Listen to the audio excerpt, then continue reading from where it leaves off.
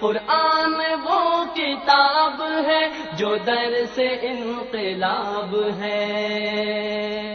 समझ के गर कोई पढ़े तो नूरुन अला नूर है। सुभान ज़िल मुल्क वल मलकूत, सुभान ज़िल इज़्ज़ति वल अज़मति वल हैबति वल कुदरति वल किब्रियाइ वल जबरूत, सुभानल मलिकिल हय्यिल लज़ी ला यनामु व ला यमूत,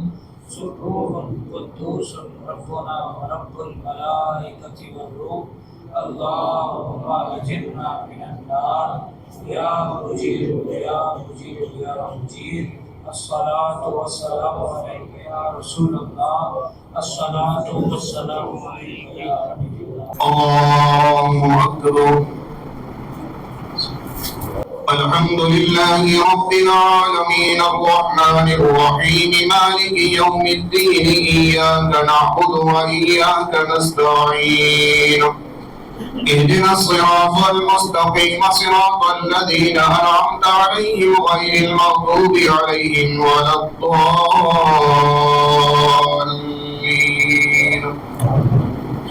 ليس البر أن تولوا وجوهكم قبل المشرق والمغرب ولكن البر من آمن بالله واليوم الآخر والملائكة والكتاب والنبيين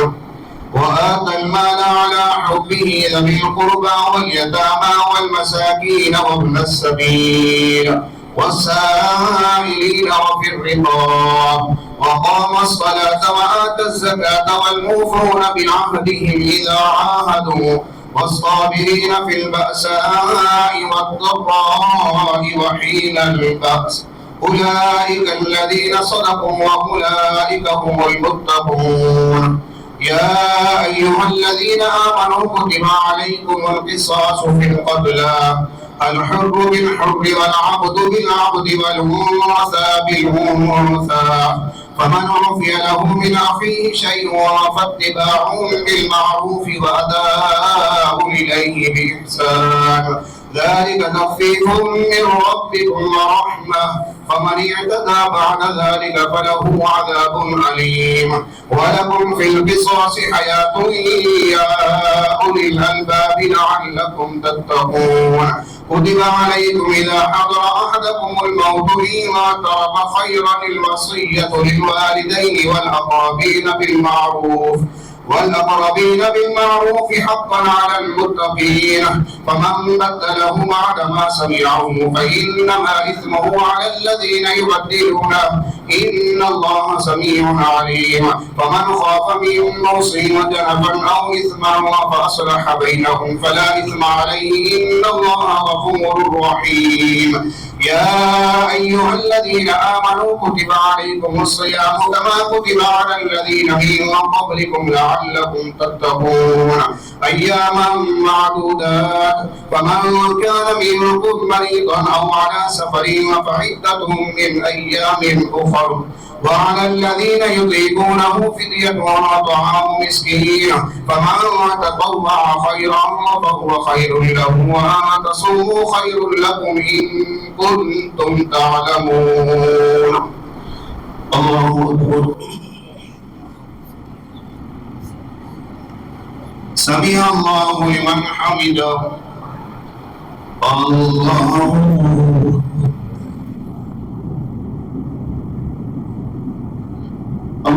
أكبر.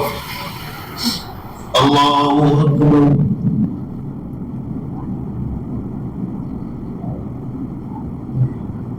الله أكبر. الحمد لله رب العالمين الرحمن الرحيم مالك يوم الدين إياك نعبد وإياك نستعين اهدنا الصراط المستقيم صراط الذين أنعمت عليهم غير المغضوب عليهم ولا الضالين. شهر رمضان الذي أنزل فيه القرآن هدى للناس للناس وبينات من الهدى والفرقان فمن شهد منكم الشهر فليصم ومن كان مريضا أو على سفر فعدة من أيام أخر يريد الله بكم اليسر ولا يريد بكم العسر ولتكملوا العدة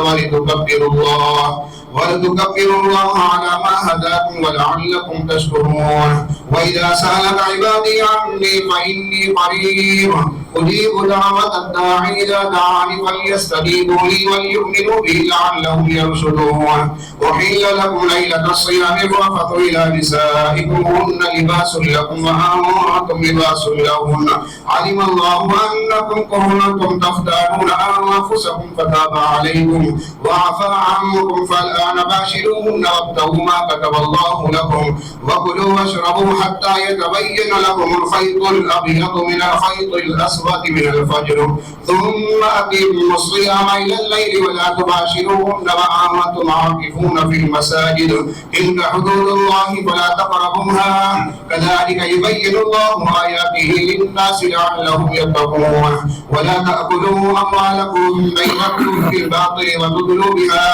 وتدلوا بها إلى الحكام لتأكلوا فريقا من أموال الناس بالإثم وأنتم تعلمون الله أكبر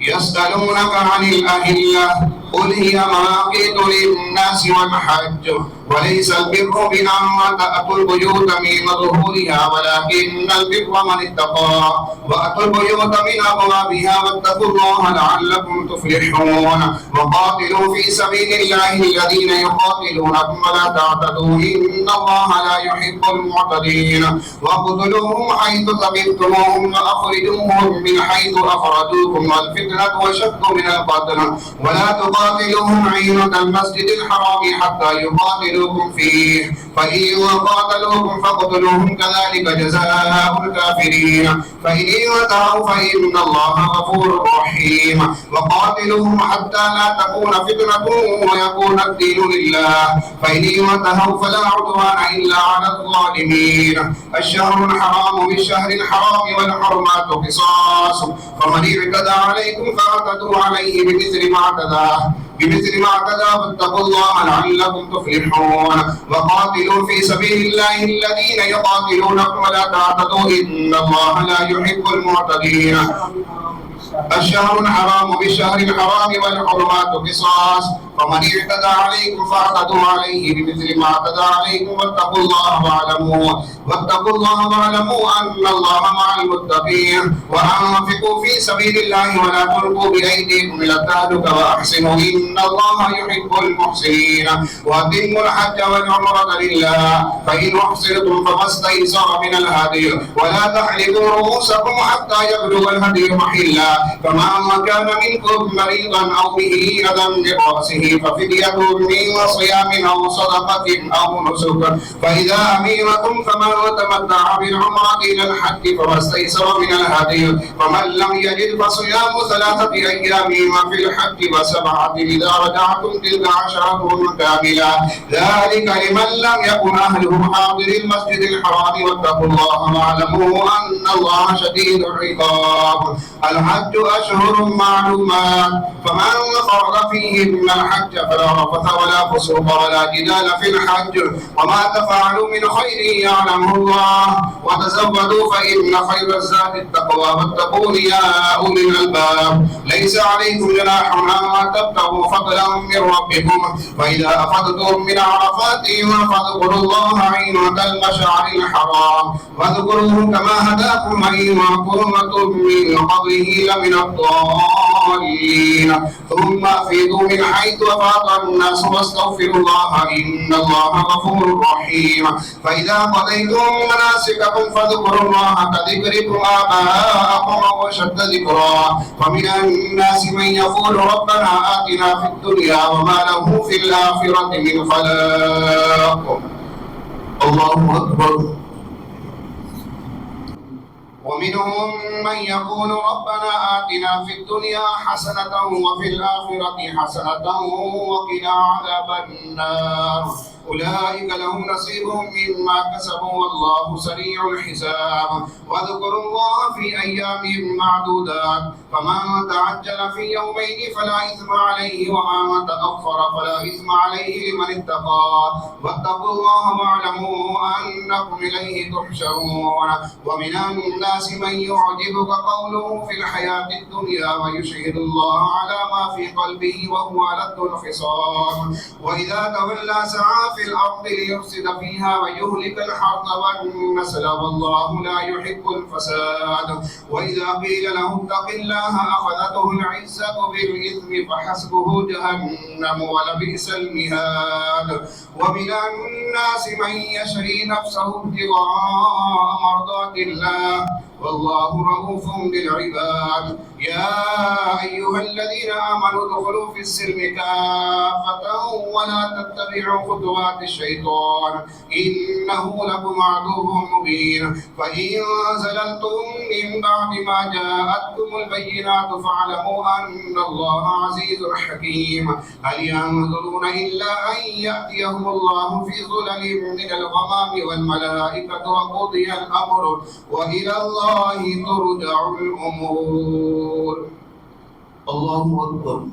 سل بني إسرائيل كم آتيناهم من آية بينة ومن يبدل نعمة الله من بعد ما جاءته فإن الله شديد العقاب. زين للذين كفروا الحياة الدنيا ويسخرون من الذين آمنوا والذين اتقوا فوقهم يوم القيامة والله يرزق من يشاء بغير حساب. كان الناس أمة واحدة فبعث الله النبيين مبشرين ومنذرين وأنزل معهم الكتاب بالحق ليحكم بين الناس فيما اختلفوا فيه وما اختلف فيه إلا الذين أوتوه من بعد ما جاءتهم البينات بغيا بينهم فهدى الله الذين آمنوا لما اختلفوا فيه من الحق بإذنه والله يهدي من يشاء إلى صراط مستقيم. أم حسبتم أن تدخلوا الجنة ولما يأتكم مثل الذين خلوا من قبلكم مستهم البأساء والضراء وزلزلوا حتى يقول الرسول والذين آمنوا معه متى نصر الله ألا إن نصر الله قريب. يسألونك ماذا ينفقون قل ما أنفقتم من خير فللوالدين والأقربين واليتامى والمساكين وابن سبيل إن كنتم مؤمنين. أم حسبتم أن تدخلوا الجنة ولما يأتكم مثل الذين خلوا من قبلكم مستهم البأساء والضراء وزلزلوا حتى يقول الرسول والذين آمنوا معه متى نصر الله ألا إن نصر الله قريب. يسألونك ماذا ينفقون قل ما أنفقتم من خير فللوالدين والأقربين واليتامى والمساكين وابن سبيل إن كنتم آمنتم بالله وما تفعلوا من خير فإن الله به عليم. كتب عليكم القتال وهو كره لكم وعسى أن تكرهوا شيئا وهو خير لكم وعسى أن تحبوا شيئا وهو شر لكم والله يعلم وأنتم لا تعلمون. الله أكبر. يسألونك عن الشهر الحرام قتال فيه قل قتال فيه كبير وصد عن سبيل الله وكفر به والمسجد الحرام وإخراج أهله منه أكبر عند الله والفتنة أكبر من القتل ولا يزالون يقاتلونكم حتى يردوكم عن دينكم إن استطاعوا ومن يرتد منكم عن دينه فيمت وهو كافر فأولئك حبطت أعمالهم في الدنيا والآخرة وأولئك أصحاب النار هم فيها خالدون. إن الذين آمنوا والذين هاجروا وجاهدوا في سبيل الله أولئك يرجون رحمة الله والله غفور رحيم. يسألونك عن الخمر والميسر قل فيهما إثم كبير ومنافع للناس وإثمهما أكبر من نفعهما ويسألونك ماذا ينفقون قل العفو كذلك يبين الله لكم الآيات لعلكم تتفكرون في الدنيا والآخرة ويسألونك عن اليتامى قل إصلاح لهم خير وإن تخالطوهم فإخوانكم والله يعلم المفسد من المصلح ولو شاء الله لأعنتكم إن الله عزيز حكيم ولا تنكحوا المشركات حتى يؤمن ولأمة مؤمنة خير من مشركة ولو أعجبتكم ولا تنكحوا المشركين حتى يؤمنوا ولعبد مؤمن خير من مشرك ولو أعجبكم أولئك يدعون إلى النار والله يدعو إلى الجنة والمغفرة بإذنه ويبين آياته للناس لعلهم يتذكرون. الله أكبر. ويسألونك عن المحيض قل هو أذى فاعتزلوا النساء في المحيض ولا تقربوهن حتى يطهرن فإذا تطهرن فأتوهن من حيث أمركم الله إن الله يحب التوابين ويحب المتطهرين. نساؤكم حرث لكم فأتوا حرثكم أن شئتم وقدموا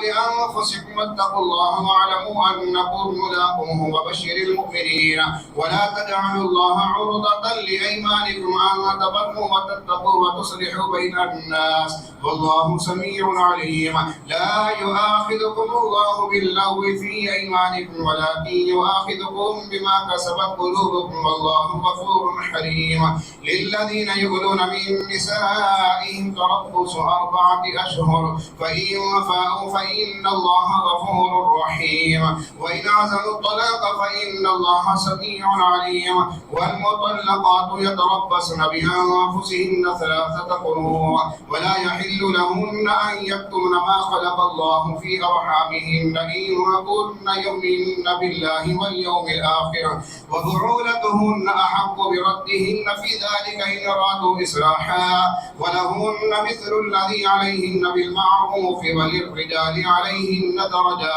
والله عزيز حكيم. الله أكبر. الطلاق مرتان فإمساك بمعروف أو تسريح بإحسان ولا يحل لكم أن تأخذوا مما آتيتموهن شيئا إلا أن يخافا ألا يقيما حدود الله فإن خفتم ألا يقيما حدود الله فلا جناح عليهما فيما افتدت به تلك حدود الله فلا تعتدوها ومن يتعد حدود الله فأولئك هم الظالمون. فإن طلقها فلا تحل له من بعد حتى تنكح زوجا غيره فإن طلقها فلا جناح عليهما أن يتراجعا إن ظنا أن يقيما حدود الله وتلك حدود الله يبينها لقوم يعلمون. وإذا طلقتم النساء فبلغن أجلهن فأمسكوهن بمعروف أو سرحوهن بمعروف ولا تمسكوهن ضرارا لتعتدوا ومن يفعل ذلك فقد ظلم نفسه. ولا تتخذوا آيات الله هزوا واذكروا نعمة الله عليكم وما أنزل عليكم من الكتاب والحكمة يعظكم به واتقوا الله واعلموا أن الله بكل شيء عليم. الله أكبر. وإذا طلقتم النساء فبلغن أجلهن فلا تعضلوهن أن ينكحن أزواجهن إذا تراضوا بينهم بالمعروف ذلك يوعظ به من كان منكم يؤمن بالله واليوم الآخر ذلكم أزكى لكم وأطهر والله يعلم وأنتم لا تعلمون. والوالدات يرضعن أولادهن حولين كاملين لمن أراد أن يتم الرضاعة وعلى المولود له رزقهن وكسوتهن بالمعروف لا تكلف نفس إلا وسعها لا تضار والدة بولدها ولا مولود له بولده وعلى الوارث مثل ذلك فإن أرادا فصالا عن تراض منهما وتشاور فلا جناح عليهما. وإن أردتم أن تسترضعوا ترضعوا أولادكم فلا جناح عليكم إذا سلمتم ما آتيتم بالمعروف واتقوا الله واعلموا أن الله بما تعملون بصير. والذين يتوفون منكم ويذرون أزواجا يتربصن بأنفسهن 4 أشهر وعشرا فإذا بلغن أجلهن فلا جناح عليكم فيما فعل في أنفسهن بالمعروف والله بما تعملون خبير. ولا جناح عليكم فيما عرضتم به من خطبة النساء أو أكننتم في أنفسكم علم الله أنكم ستذكرونهن ولكن لا تواعدوهن سرا إلا أن تقولوا قولا معروفا ولا تعزموا عقدة النكاح حتى يبلغ الكتاب أجله واعلموا أن الله يعلم ما في أنفسكم فاحذروه واعلموا أن الله غفور حليم. لا جناح عليكم إن طلقتم النساء ما لم تمسوهن أو تفرضوا لهن فريضة ومتعوهن على الموسع قدره وعلى المقتر قدره متاعا بالمعروف حقا على المحسنين. وإن طلقتموهن من قبل أن تمسوهن وقد فرضتم لهن فريضة فنصف ما فرضتم إلا أن يعفون أو يعفو الذي بيده عقدة النكاح وأن تعفوا أقرب للتقوى ولا تنسوا الفضل بينكم إن الله بما تعملون بصير. حافظوا على الصلوات والصلاة الوسطى وقوموا لله قانتين فإن خفتم فرجالا أو ركبانا فإذا أمنتم فاذكروا الله كما علمكم ما لم تكونوا تعلمون. والذين يتوفون منكم ويذرون أزواجا وصية لأزواجهم متاعا إلى الحول غير إخراج فإن خرجنا فلا جناح عليكم فيما فعلن في أنفسهن من معروف والله عزيز حكيم. وللمطلقات متاع بالمعروف حقا على المتقين كذلك يبين الله لكم آياته لعلكم تعقلون. الله أكبر. ألم تر إلى الذين خرجوا من ديارهم وهم ألوف حذر الموت فقال لهم الله موتوا ثم أحياهم إن الله لذو فضل على الناس ولكن أكثر الناس لا يشكرون. وقاتلوا في سبيل الله واعلموا أن الله سميع عليم. من ذا الذي يقرض الله قرضا حسنا فيضاعفه له أضعافا كثيرا والله يقبض ويبسط وإليه ترجعون. ألم تر إلى الملأ من بني إسرائيل من بعد موسى إذ قالوا لنبي له ابعث لنا ملكا نقاتل في سبيل الله قال هل عسيتم إن كتب عليكم القتال ألا تقاتلوا قالوا وما لنا ألا نقاتل في سبيل الله وقد أخرجنا من ديارنا وأبنائنا فلما كتب عليهم القتال تولوا إلا قليلا منهم والله عليم بالظالمين. وقال لهم نبيهم إن الله قد بعث لكم طالوت ملكا قالوا أنى يكون له الملك علينا ونحن أحق بالملك منه ولم يؤت سعة من المال قال إن الله اصطفاه عليكم وزاده بسطة في العلم والجسم والله يؤتي ملكه من يشاء والله واسع عليم. وقال لهم نبيهم إن آية ملكه أن يأتيكم التابوت فيه سكينة من ربكم وبقية مما ترك آل موسى وآل هارون تحمله الملائكة إن في ذلك لآية لكم إن كنتم مؤمنين. فلما فصل طالوت بالجنود قال إن الله مبتليكم بنهر فمن شرب منه فليس مني ومن لم يطعمه فإنه مني إلا من اغترف غرفة بيده فشربوا منه إلا قليلا منهم فلما جاوزه هو والذين آمنوا معه قالوا لا طاقة لنا اليوم بجالوت وجنوده قال الذين يظنون أنهم ملاقو الله كم من فئة قليلة غلبت فئة كثيرة بإذن الله والله مع الصابرين. ولما برزوا لجالوت وجنوده قالوا ربنا أفرغ علينا قالوا ربنا أفرغ علينا صبرا وثبت أقدامنا وانصرنا على القوم الكافرين فهزموهم بإذن الله وقتل داود جالوت وآتاه الله الملك والحكمة وعلمه مما يشاء ولولا دفع الله الناس بعضهم ببعض لفسدت الأرض ولكن الله ذو فضل على العالمين تلك آيات الله نتلوها عليك بالحق وإنك لمن المرسلين الله أكبر تلك الرسل فضلنا بعضهم على بعض منهم من كلم الله ورفع بعضهم درجات وآتينا عيسى ابن مريم البينات وأيدناه بروح القدس ولو شاء الله ما اقتتل الذين من بعدهم من بعد ما جاءتهم البينات ولكن اختلفوا فمنهم من آمن ومنهم من كفر ولو شاء الله ما اقتتلوا ولكن الله يفعل ما يريد يا أيها الذين آمنوا أنفقوا مما رزقناكم من قبل أن يأتي يوم لا بيع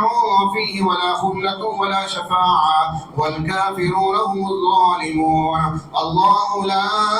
إله إلا هو الحي القيوم لا تأخذه سنة ولا نوم له ما في السماوات وما في الأرض من ذا الذي يشفع عنده إلا بإذنه يعلم ما بين أيديهم وما خلفهم ولا يحيطون بشيء من علمه إلا بما شاء وسع كرسيه السماوات والأرض ولا يؤوده حفظهما وهو العلي العظيم لا إكراه في الدين قد تبين الرشد من الغي فمن يكفر بالطاغوت ويؤمن بالله فقد استمسك بالعروة الوثقى لا انفصام لها والله سميع عليم لا يؤاخذكم الله باللغو في أيمانكم ولكن يؤاخذكم بما كسبتم والله غفور حليم الله ولي الذين آمنوا يخرجهم من الظلمات إلى النور والذين كفروا أولياءهم الطاغوت يخرجونهم من النور إلى الظلمات أولئك أصحاب النار هم فيها خالدون لا إكراه في الدين قد تبين الرشد من الغي فمن يكفر بالطاغوت ويؤمن بالله فقد استمسك بالعروة الوثقى لا انفصام لها والله سميع عليم الله ولي الذين آمنوا يخرجهم من الظلمات إلى النور والذين كفروا أولياءهم الطاغوت يخرجونهم من النور إلى الظلمات أولئك أصحاب النار هم فيها خالدون الله أكبر ألم تر إلى الذي حاج إبراهيم في ربه أن آتاه الله الملك إذ قال إبراهيم ربي الذي يحيي ويميت قال أنا أحيي وأميت قال إبراهيم فإن الله يأتي بالشمس من المشرق فأت بها من المغرب فبهت الذي كفر والله لا يهدي القوم الظالمين أو كالذي مر على قرية وهي خاوية على عروشها قال أنى يحيي هذه الله بعد موتها فأماته الله 100 عام ثم بعثه قال كم لبثت قال لبثت يوما أو بعد يوم قال بل لبثت 100 عام فانظر إلى طعامك وشرابك لم يتسنه وانظر إلى حمارك ولنجعلك آية للناس وانظر إلى العظام كيف ننشزها ثم نكسوها لحما ولما تبين له قال أعلم أن الله على كل شيء قدير وإذ قال إبراهيم رب أرني كيف تحيي الموتى قال أولم تؤمن قال بلى ولكن ليطمئن قلبي قال فخذ 4 من الطير فصرهن إليك ثم اجعل على كل جبل منهن جزءا ثم ادعوهن يأتينك سعيا واعلم أن الله عزيز حكيم الله أكبر مثل الذين ينفقون أموالهم في سبيل الله كمثل حبة أنبتت 7 سنابل في كل سنبلة 100 حبة والله يضاعف لمن يشاء والله واسع عليم. الذين ينفقون أموالهم في سبيل الله ثم لا يتبعون ما أنفقوا منا ولا أذى لهم أجرهم عند ربهم ولا خوف عليهم ولا هم يحزنون. قول معروف ومغفرة خير من صدقة يتبعها أذى والله غني حليم. يا أيها الذين آمنوا لا تبطلوا صدقاتكم بالمن والأذى كالذي ينفق ماله رئاء الناس ولا يؤمن بالله واليوم الآخر فمثله كمثل صفوان عليه تراب فأصابه وابل فتركه صلدا لا يقدرون على شيء مما كسبوا والله لا يهدي القوم الكافرين. ومثل الذين ينفقون أموالهم ابتغاء مرضات الله وتثبيتا من أنفسهم كمثل جنة بربوة أصابها وابل فآتت أكلها ضعفين فإن لم يصبها وابل فضلوا والله بما تعملون بصير. أيود أحدكم أن تكون له جنة من نخيل وأعناب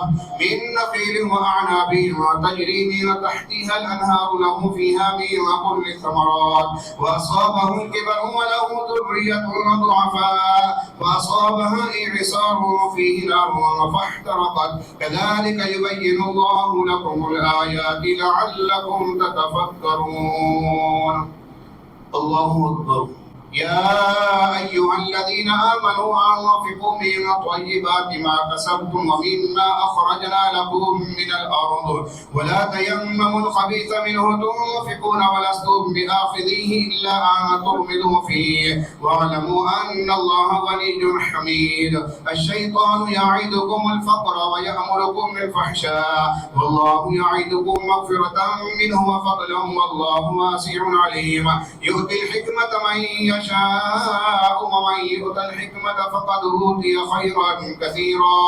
وما يذكر إلا أولو الألباب. وما أنفقتم من نفقة أو نذرتم من نذر فإن الله يعلمه وما للظالمين من أنصار. إن تبدوا الصدقات فنعما هي وإن تخفوها وتؤتوها الفقراء فهو خير لكم ويكفر عنكم من سيئاتكم والله بما تعملون خبير. ليس عليك هداهم ولكن الله يهدي من يشاء وما تنفقوا من خير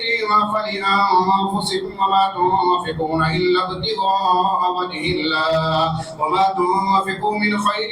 يوفى إليكم وأنتم لا تظلمون. للفقراء الذين يحسنوا في سبيل الله لا يستطيعون ضربا في الأرض يحسبهم الجاهل أغنياء من التعفف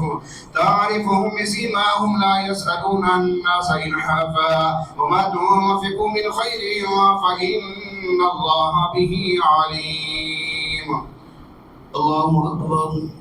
الذين ينفقون أموالهم بالليل والنهار سرا وعلانية فلهم أجرهم عند ربهم ولا خوف عليهم ولا هم يحزنون. الذين يأكلون الربا لا يقومون إلا كما يقوم الذي يتخبطه الشيطان من المس ذلك بأنهم قالوا إنما البيع مثل الربا وحل الله البيع وحرم الربا. فمن جاءه موعظة من ربه فانتهى فله ما سلف وأمره إلى الله ومن عاد فأولئك أصحاب النار هم فيها خالدون. يمحق الله الربا ويربي الصدقات والله لا يحب كل كفار أثيم. إن الذين آمنوا وعملوا الصالحات وقاموا الصلاة وآتوا الزكاة لهم أجرهم عند ربهم وقاموا الصلاة وآتوا الزكاة وأجر عند ربهم ولا خوف عليهم ولا هم يحزنون. يا أيها الذين آمنوا اتقوا الله وذروا ما بقي من الربا إن كنتم مؤمنين فإن لم تفعلوا فأذنوا بحرب من الله ورسوله وإن تبتم فلكم رؤوس أموالكم لا تظلمون ولا تظلمون وإن كان ذو عسرة فنظرة إلى ميسرة وأن تصدقوا خير لكم إن كنتم تعلمون واتقوا يوما ترجعون فيه إلى الله ثم توفى كل نفس ما كسبت وهم لا يظلمون. الله أكبر. يا أيها الذين آمنوا إذا تداينتم بدين إلى أجل مسمى فاكتبوه وليكتب بينكم كاتب بالعدل ولا يأب كاتب أن يكتب كما علمه الله فليكتب وليملل الذي عليه الحق وليتق الله ربه ولا يبخس منه شيئا فإن كان الذي عليه الحق سفيها أو ضعيفا أو لا يستطيع أن يمل هو فليملل وليه بالعدل واستشهدوا شهيدين من رجالكم فإن لم يكونا رجلين فرجل وامرأتان مما ترضون من الشهداء أن تضل إحداهما فتذكر إحداهما الأخرى ولا يأبى الشهداء إذا ما دعوا ولا تسأموا أن تكتبوه صغيرا أو كبيرا إلى أجله ذلكم أقسط عند الله وأقوم للشهادة وأدنى ألا ترتابوا إلا أن تكون تجارة حاضرة تطيرونها بينكم فليس عليكم جناح ألا تكتبوها وأشهدوا إذا تبايعتم ولا يضار كاتب ولا شهيد وإن تفعلوا فإنه فسوق بكم واتقوا الله ويعلمكم الله والله بكل شيء عليم وإن كنتم على سفر ولم تجدوا كاتبا فرهان مقبوضة فإن أمن بعضكم بعضا فليؤدي الذي اؤتمن أمانته وليتق الله ربه ولا تكتموا الشهادة ومن يكتمها فإنه آثم قلبه والله بما تعملون عليم. الله أكبر. لله ما في السماوات وما في الأرض وإن تبدوا ما في أنفسكم أو تخفوه يحاسبكم به الله ويغفر لمن يشاء ويعذب من يشاء والله على كل شيء قدير. آمن الرسول بما أنزل إليه من ربه والمؤمنون كل آمن بالله وملائكته وكتبه ورسله لا نفرق بين أحد من رسله وقالوا سمعنا وأطعنا غفرانك ربنا وإليك المصير. لا يكلف الله نفسا إلا وسعها لها ما كسبت وعليها ما اكتسبت ربنا لا تؤاخذنا إن نسينا أو أخطأنا ربنا ولا تحمل علينا إصرا كما حملته على الذين من قبلنا ربنا ولا تحملنا ما لا طاقة لنا به واعف عنا واغفر لنا وارحمنا أنت مولانا فانصرنا على القوم الكافرين. الله أكبر. ألف لام ميم الله لا إله إلا هو الحي القيوم نزل عليك الكتاب بالحق مصدقا لما بين يديه وأنزل التوراة والإنجيل من قبل هدى للناس وأنزل الفرقان إن الذين كفروا بآيات الله لهم عذاب شديد والله عزيز ذو انتقام. إن الله لا يخفى عليه شيء في الأرض ولا في السماء هو الذي يصوركم في الأرحام كيف يشاء لا إله إلا هو العزيز الحكيم. هو الذي أنزل عليك الكتاب منه آيات محكمات هن أم الكتاب وأخر متشابهات فأما الذين في قلوبهم زيغ فيتبعون ما تشابه منه ابتغاء الفتنة وابتغاء تأويله وما يعلم تأويله إلا الله والراسخون في العلم يقولون آمنا به كل من عند ربنا وما يذكر إلا أولو الألباب. ربنا لا تزغ قلوبنا بعد إذ هديتنا وهب لنا من لدنك رحمة إنك أنت الوهاب. الله أكبر. ربنا إنك جامع الناس ليوم لا ريب فيه إن الله لا يخلف الميعاد إن الذين كفروا لا تغني عنهم أموالهم ولا أولادهم من الله شيئا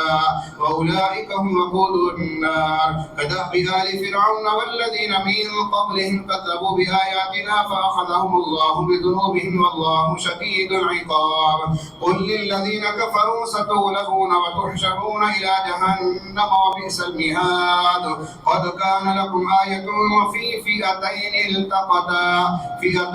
تقاتل في سبيل الله وأخرى كافرة يرونهم مثليهم رأي العين والله يؤيد بنصره من يشاء إن في ذلك لعبرة لأولي الأبصار زين للناس حب الشهوات من النساء والبنين والقناطير المقنطرة من الذهب والفضة والخيل المسومة والأنعام والحرث ذلك متاع الحياة الدنيا والله عنده حسن المآب قل أنبئكم بخير من ذلكم للذين اتقوا عند ربهم جنات تجري من تحتها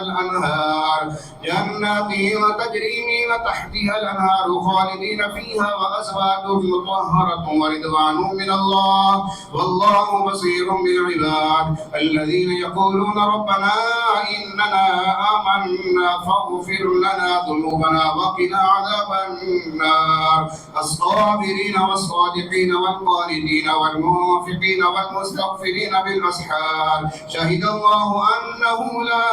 إله إلا هو والملائكة وأولو العلم قائما بالقسط لا إله إلا هو العزيز الحكيم الله أكبر إن الدين عند الله الإسلام وما اختلف الذين أوتوا الكتاب إلا من بعد ما جاءهم العلم بغيا بينهم ومن يكفر بآيات الله فإن الله سريع الحساب فإن حاجوك فقل أسلمت وجهي لله ومن اتبعني وقل للذين أوتوا الكتاب والأميين أأسلمتم فإن أسلموا فقد اهتدوا وإن تولوا فإنما عليك البلاغ والله بصير بالعباد الله أكبر السلام عليكم ورحمة الله السلام عليكم ورحمة الله اللهم صل على سيدنا وأصحاب سيدنا ومولانا محمد وبارك وسلم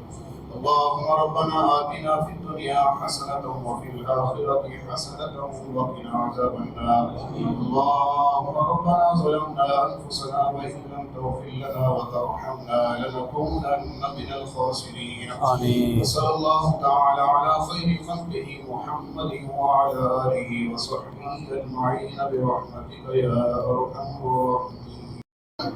آمين الحمد لله رب العالمين والعاقبة للمتقين والصلاة والسلام على سيد الأنبياء والمرسلين وعلى آله وصحبه या अल्लाह करीम ये जितने संगी साथी यहाँ बैठे सबका बैठना कबूल फरमा सलात तरावी पढ़ी नमाज इशा पढ़ी सूरह मुल्क सुनी दर्स सुना या अल्लाह सब अपनी बारगाह में कबूल फरमा कुरान पाक की तिलावत का ज़ौक़ अता फरमा कुरान पाक की तिलावत पूरा साल नसीब फरमा अपने घरों में कुरान पाक की तिलावत से अपने घरों को आबाद करने की तौफीक अता फरमा अपने सीने में ज़्यादा से ज़्यादा कुरान पाक का हिस्सा महफूज करने की तौफीक अता फरमा या अल्लाह हमारे बच्चों में हाफिज़ कुरान पैदा फरमा कारी कुरान पैदा फरमा आलिम बामल पैदा फरमा या अल्लाह हमें अपने महबूब के दीन से या अल्लाह दीन सीखने में दिलचस्पी लेने की तौफीक अता फरमा या अल्लाह रमज़ान मुबारक की इन रातों को ज़्यादा से ज़्यादा वक्त तेरी याद में बसर करने की तौफीक अता फरमा और या अल्लाह इन रातों की बरकत से फिर 11 महीने हमें या अल्लाह अपनी जनाब से ढेर सारा रिज़्क़ हलाल अता फरमा